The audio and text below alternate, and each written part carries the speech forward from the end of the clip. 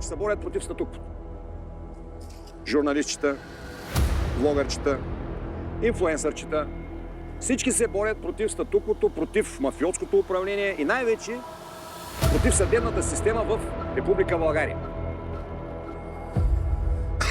Някой вика, щом аз съм от Пасквината, къде съм? Нали съм си в България? Нали съм избягал? Нали седя тука? Нали го отнасям? Нали го ям диберия? И аз съм години наред, не съм се интересувал от политика, не ме интересувало. Свариха на катушави. Аз съм от Пасквината, от кого да съм? Или народ, както и да е. Предизвиквам ги тези хора да видим и ви да видите колко от тях ще направят видео, ще направят коментар за това, което се случва с мен. Значи по-брутално, по-показно нещо за съдебната система, какво правят с хората, как мачкат хората, как мачкат свободата на словото. Всички е тези, които се борят. Всички, които им вярват и един ден, като ги направят политичите, ще отидат да гласуват и защото им говорят сладки приказки. Всичките са нискасаняци, 99%, които се борят за кокълче. Някой да ги потупа по рамо. Да ги плюят хубаво властта, за да кажат, ей, тук ще дадем едни пари, както Меча, както Възраждани, както те всичките, да сте платената опозиция, която ни трябва, за да не се надигне народа. Та схема не са измислили. Нашите тя е измислена много отдавна. Но хората се връзват всеки път. На такива пишман, патриоти, пишман. Значи, спасители, значи, Павел Стоименов има хиляди работници. Най-големият зеленчукопроизводител, те не повярваха на него. Ивелин Михайлов, хиляди работни места. Мащабите, които направила Ивелин и неговата организация, са невероятни. Но никой не ги видя. Те повярваха на Симотека, повярваха на медии, повярваха на всякакви измамници. И тя ги съсипаха. Но аз не съм партия, аз съм бизнесмен, аз съм от Пасквината, аз съм от народ. Тие журналистите искам да видите колко всички ме гледат. Кога трябва да направят гледания, почват да ме плюят, да ме коментират. Колко журналистите от тея ще направят видео и да кажат, ей, това са дела шамари, това е мачкане на данъкоплатец, на българин, на обикновен гражданин, защото аз нямам партия. Мачкам от бивша политическа партия, парламентарно представена Меч. И това адвокатче днеска има 15 за казвам, че тези политици са измамници, те са обидени. Значи те като че ме връзват с вериги, като че ме връзват с синджири, като че ме карат гол като Мечка да играе брейкденс на центъра на Велико Търново, като накара бабата там, че ми вземе последния потник, като ми каза дай парите, иначе ще покаже виш пилотаж в адвокатската наука. И да знаеш, че те очаква виш пилотаж в адвокатската наука. Всичките пари, които сме ти запланирали, вече са над 80 000 евро. Ние ще ги дарим на децата.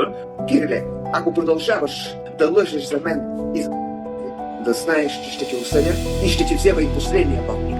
И тогава, когато направи, бяха 5 делата, вече са 15. Господа блогъри, журналисти, инфлуенсъри. И на вас може ви се случи, но не може ви се случи. Виж ще клекнете като пел. Виж ще клекнете като руите. Никой не може да му помогне на Киро Брейка, него го е застигнало проклятието на адвокат, който си търси правата. Вие няма да сте като Киро Брейка. Предизвиквам ви да имате топки. Защо? Снимки, като примерно едно време в Дивия Запад. Издирва се. Той мога го прави. Някой казва, що не го съдиш?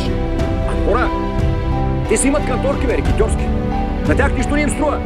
Той с адвокатката, това е 9-то дело него, тя ми заведе 2, 11 и още 4 на други такива убавци.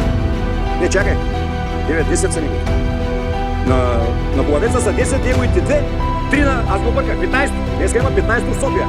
Ще седем изходим, да сме подготвили на хората различни. Ние говорим тук не да се обичаме, не да се харесваме. Ние говорим за държавата. Ние говорим за България. Ние не говорим нашите и вашите. Нали всички той проповядват? Демокрация. Няма значение кой всички сме равни пред закона, всички сме равни пред народа, пред държавата. Няма там равен. Там всичките искат покъл. Ете са, ги гледате. Всичките са страхливци и не смеят да каят кък, защото може да им наложат запорчета и на тях. Виждате ли как действа бухалката на мишките? Не на Пенски, на Бойко и на другите, бе. На мишлетата. Шефа им запорира техния депутат от Меч. С 20 000 евро. Защото той казал, какво става там? Как ли са борите за свобода? Господа инфлуенсъри, журналисти. Блъсков идва при мен момчето, младо интелигентно момче. И той. В Англия как станало свободата на злото, за кого арестували? В Германия за кого арестували? А блъска, а мене бе? А мен България какво ме направиха пред очите на всички ви? 15. Запор. От един и същи човек организирал всичко. Показвам имената на съдиите. Не си пълна коп. От нерви. Що ни правят? Някой да направят. Искам да видите. Дали всички дет ги гледат тия тези? Великия Карбовски. Великия Дачко. Там деца в YouTube. Дето от мен отгаднаха идеите с петрените. Он е Велизар Енчев, пример. Кой бе някой да чухте, някой да каже? Няма да кажат. Като ги чуете, всичките се борят за правата в България, за свободата на словото, да не са мачкани народа, да не... Аз по-ярък пример от мен ви показвам съдиите, какво правят, казвам имената на съдиите, казвам ви Ловешки съд, Търновски районен, Новопазарски, показвам ви 15 дела от един и същ човек, политик най-важното. Когато почна сагата, той беше парламентарист. Той беше парламента, политик. Мачка народа. Не е някой аз с Пенчо съм се скарал. Или с Иванка, или с Драганка. Не бе, с политик. Партия меч. Не мачка. И не спира. Всеки ден нови дела. Бърза. Защото ако влезе закона, може и да ново ми прави. Въпреки, че има от ВКС, не трябва да ми правят такви запори, защото има там тълкователно решение, какво правят. Да, те продължават. Предизвиквам ви, господа, журналисти. BTV, БНТ, нова, няма такъв филм там да не говорим. Там за тези не приказваме. Значи бавате пена от кварталния магазин, ако не е пуснала касова белечка, всички хиени са там и съсипат бизнесчето. А мене ме запорираха за стотици хиляди евра, трезори, смачкаха ма всеки ден. Всеки ден. Защо? Защото казах на едни политици, че са престъпни. И че мамете са измамици, че са излъгали народа. И нямам право да го кажа. И всичките инфлуенсъри, блогери, журналисти, за големи медии не говорим, мълчат. Предизвиквам ви да видим колко ще направят видео, колко ще кажат истината, защото ако всички направят да гръмни, няма къде да ходят. Няма къде да ходят. А те не смеят. Защото не е страх. И защото нямат за цел да оправят България, а имат за цел да оправят себе си. Журналисти, всички инфлуенсъри. Аз съм човек, където много хора ще се оплашат. Не съм правя на голям герой, но аз ще се бия те да застанат зад мен, да почнат да го тръбят и нещо навсякъде, да го показват. Нали знаете как се запали мрежата? Как се запали народа? Чакай, ако правите, какви тъс. И всички съдии да знаят. Не се розираха тук. Но те не го правят. Що не го правят? Какво ще му отпусна? Да каже, вижте какво правят. Нито ще да ги обижда, нито да ги нарича, да каже какво правят с килобрейки. С един човек от народа, който се посмени да каже на едни депутати, че се измамят. И на една партия. Парламентарно представяне, които политиците трябва да имат пъти, поне да мога да напсуваме, да имаме право. Но те са... Той има съди, наистина, че съм му казал щита на булка за обида. 5000. И има съди, дето писка. Предизвикваме. Дай да видим колко ще направят видео. Много ми е интересно, някой ще направи. Защото мен като предизвикат, аз правя, помагам. За моя сметка. Да ви кажа какво ще стане от сега? Какво съм заложил? Някой може да се размени. Един вал. Не повече. Не, никой няма да го направи.